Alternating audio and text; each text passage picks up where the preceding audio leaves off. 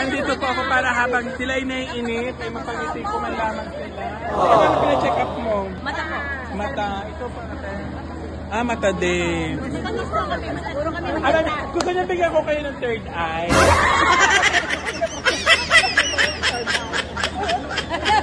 Charot lang. Ah, ngipin. Up and down. Up and down, may bago na kayo ngipin ngayon. Yes. Ay! Hindi ko malilimutan si Landro dahil ang dami niya na ipamigay sa luksuhin. Isa na ako doon. Ang batang yan ay napakabait dahil Kahit sa medical mission, malungkot nga ako na saan yung medical mission namin sa Gulod, Calatagan. Yung mga katabing barangay, pinanggalingan ng karamihan ng mga doon. Ibig sabihin, kailangan talaga ng marami pang medical mission. 284 ang barangay ng first district, baka may 30 pa medical missions. Dapat every cluster of barangays meron medical mission. Hindi lang per town, per barangay gusto. Ayun ang mga gusto nga nila.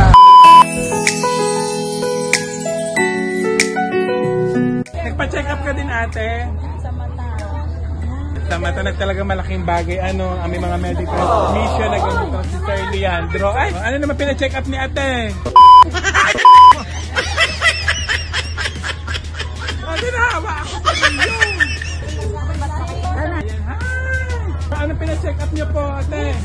Ngipin. Makikita na natin muli ang magandang ngiti ni ate dahil sa libreng postiso ni Sir Leandro Ligardo. Akala naman nila pag nagpa-picture sila sa akin, igagaling ang kanilang mga nararamdaman. Nanonood ako sa Ayan, bakit kayo mga nakaganyan, mga walang ngipin? Gusto po ito. Napakaganda naman. Oh, kita mo naman, napakalinaw pa ng mata ni ate dahil nakita ang aking kagandahan. Ay, napakaganda ng pandang mo pala. Aba, kita niyo naman, napakaganda ni Nana. Ay, hindi naman po ako bakla ate. Oh, nagbabakla-baklaan lang po. Ano ka ba? Ano pong pinakonsult ninyo?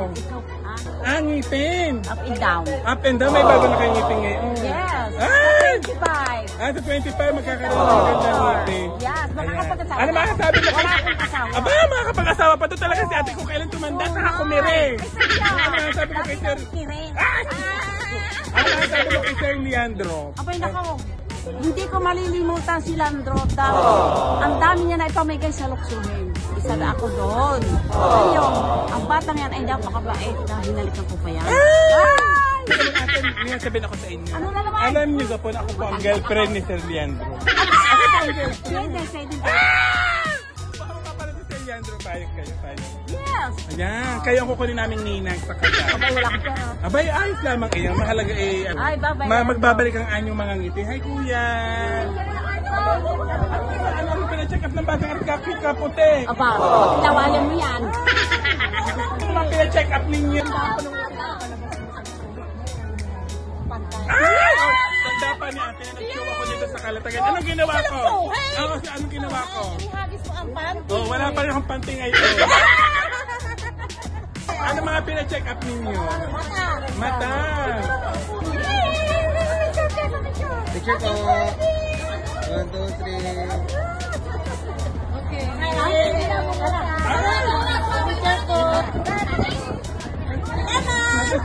Nagkamang nagpapicture ng papicture sa akin. Akala mo na may gagaling ang kanilang mga kasukasuan.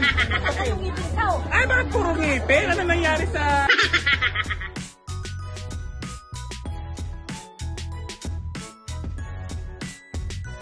Sobrang dami pa rin ng tao dito sa Calatagan. Tama sabi ni Sir Leandro, talagang balak niya ulit bumalik dito para mapagbigyan yung mga hindi umabot. Dahil syempre hindi na kaya ng iba nating mga doktor. So, meron din po dito mga libreng bunot ng ngipin, libreng postiso, mata, kuhanan ng sugar, at kung ano-ano pa. Nanunukot ako. 1, 2, 3.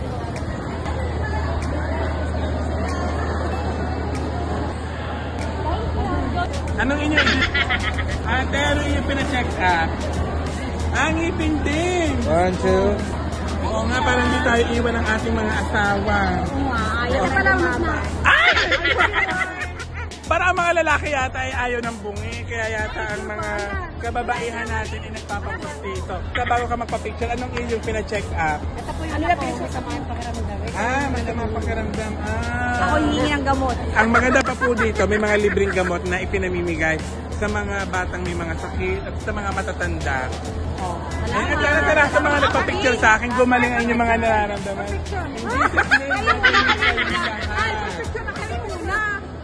Hi po! Ayan, akala mo naman nila talagang gagaling ang mga sakit sa mga kasukasuan, mga arthritis. Picture ka kay Jocelyn. Ano inyo itinulog ate? Ano masakit sa inyo? Paa! Diyos ko. Gamot na. Hihipuin natin yan ate para gumaling na inyong paa.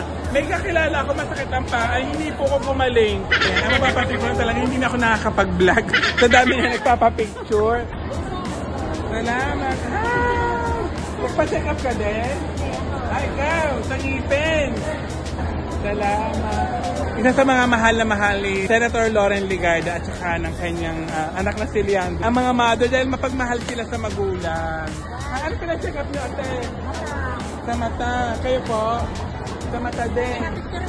So anong inano mo, inilapit mo? Mata.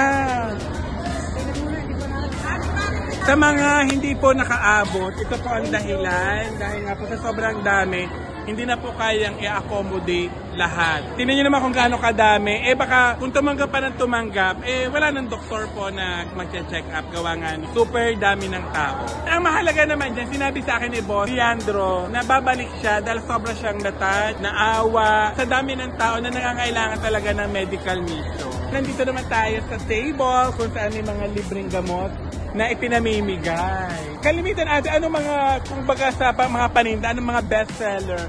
Ano yung mga kalimitan na ibigay ng mga... gamot sa ubo, sipon. Lagnat, uso yata ang lagnat ngayon. Hindi. Pero may mga matatanda, merong mga pang-high blood. Parang kailangan ko rin yata ng pang-high blood.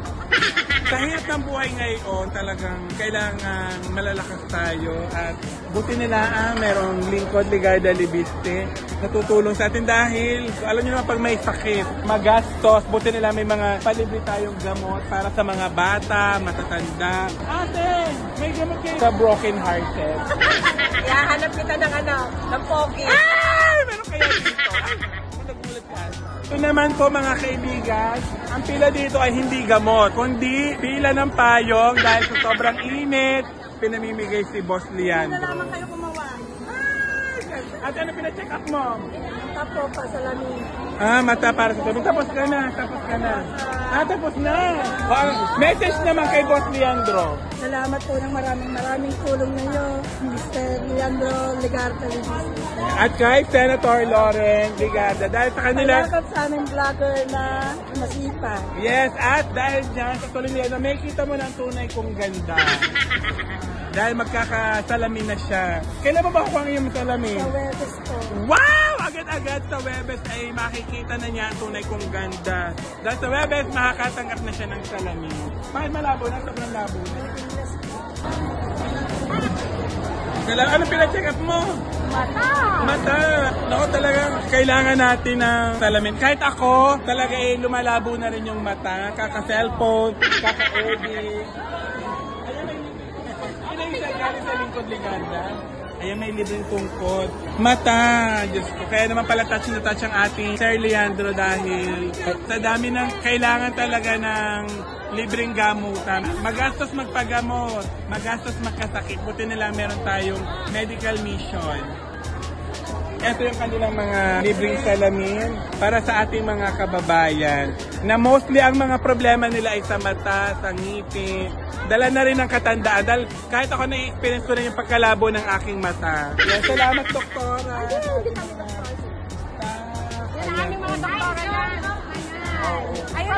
Kaya naman talaga hindi na umabot yung iba. Pero sabi naman daw ay may another schedule ulit dahil hanggang hapon pa ito lahat. So yung bagong dating hindi na pwede. Pero don't worry. Let's magpapa-medical mission ulit ang ating LLL. Thank you so much sa kanila. Ayan, sila po ang mga tumulong sa ating medical mission. Thank you. Thank you. Salamat, Doc. So kaya yun. Follower mo ako sa Facebook, ha? Yes, marami na tayo makakainan. So nandito po ako para habang sila ay naiinip, ay mapag-isip ko man lamang sila.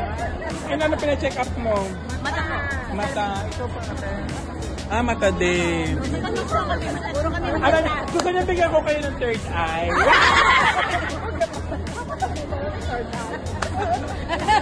Charot lang. Charot lamang ko, pinapangiti ko lamang po kayo dahil alam ko po kayo init na at mainit na. Kasi may tubig naman, may patubig naman sa inyo. Salamat po, ay mapagaling po kayo. Yan, ito din po ang libreng patungkod. Libreng tungkod iyan. At ito po ang makakaganapan sa 2 event ng ating boss si Leandro, ang job fair at ang medical mission. Pero niya sa isang araw, 2 ang kanyang ginagawa. At muli po, areho si Joseph po ko. Magkita-kita ulit po tayo sa ating mga susunod na vlog. Bye!